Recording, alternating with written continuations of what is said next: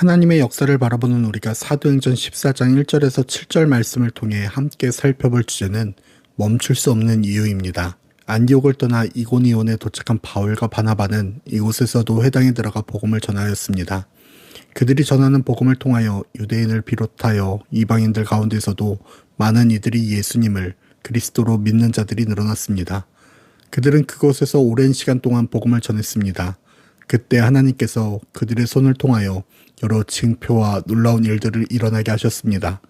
많은 사람들이 그들이 보이는 능력을 통하여 예수님이 그리스도이심을 확증할 수 있었습니다. 그러나 그 중에서 여전히 예수님을 믿지 않는 유대인들이 나타났습니다. 예수님을 믿기를 거부한 사람들이었습니다. 그들은 유대인들 뿐만 아니라 다른 민족 사람들까지 부추겼습니다.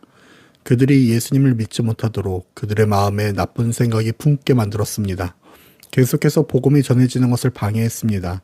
이로 인하여 도시가 반으로 나뉘어지는 사건이 벌어지게 됩니다. 어떤 사람들은 유대인들의 편에 섰고 어떤 사람들은 사도들 편에 섭니다. 서로 자신들이 서 있는 곳이 진리라고 주장했습니다. 서로 자신들이 옳은 일을 하고 있다고 믿었습니다. 그러던 와중에 유대인들이 자신들의 지도자와 다른 여러 민족의 사람들을 선동하기 시작합니다. 그리고 복음을 전하는 사도들을 모욕하고 돌을 던지려는 움직임을 보이기 시작했습니다. 이것을 알아차린 바울과 바나바는 루스드라와 더베와 그 둘레 지역으로 피해 달아납니다. 그러면서도 거기서 복음을 전했습니다. 복음만 전해진 것이 아니라 놀라운 표적도 일어났습니다. 병이 고쳐졌고 귀신이 쫓아났고 문제가 해결되었을 것입니다. 그들을 막고 있었던 것들이 진리로 인하여 자유롭게 되었을 것입니다. 이 모든 현상을 보았습니다. 감춰진 것도 아니고 모든 사람이 목격했습니다. 그럼에도 도시는 둘로 나눠지게 됩니다. 나만 경험한 것이 아니라 모두가 경험했음에도, 나만을 위한 것이 아니라 모두를 위한 것임에도 사람들은 복음 앞에서 나뉘게 됩니다. 심지어 자신들의 종교와는 전혀 상관없어 보이는 다른 여러 민족의 사람들까지도 돌을 던지려는 분위기를 조성합니다. 모든 것을 보고 들었음에도 믿는 것이 아니라 방해했습니다. 그런데 이곳에는 실패만 존재하는 것이 아닙니다. 둘로 나뉘어졌다는 것은 믿는 자도 있다는 것을 의미합니다. 그곳에 믿는 자들이 생겨났습니다. 뿌려진 씨앗 가운데 좋은 땅을 가진 사람들에게 열매가 맺혀지기 시작했습니다. 그리고 그 사람들을 통해서 그곳에 하나님의 교회가 세워졌을 것이고 하나님의 말씀이 성취되어졌습니다.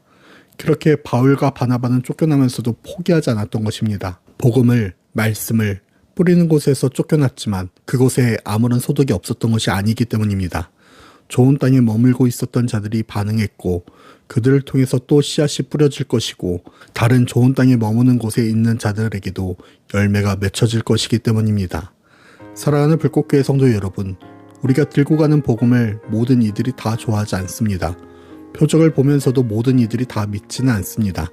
매일 출근하는 직장에서, 오랜 시간을 함께한 가족 안에서, 매일 마주치는 이웃과의 관계 속에서 복음을 전할 때 때로는 아무런 반응이 없는 것처럼 느껴지거나 오히려 관계가 멀어지는 것 같은 경험을 하기도 합니다.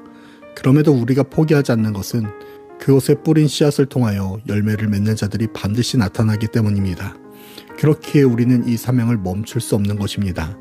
오늘 이 새벽 우리가 들은 말씀을 통하여 씨를 뿌릴 때에 낙심하거나 실망할 것이 없는 것은 반드시 우리가 뿌린 씨앗을 통하여 기쁨으로 곡식을 거둘 날이 존재하기 때문입니다.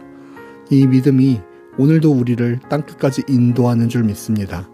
오늘도 나의 삶의 터전에서 복음을 전하는 자의 사명을 포기하지 않는 불꽃교회 모든 성도들이 되기를 축복합니다.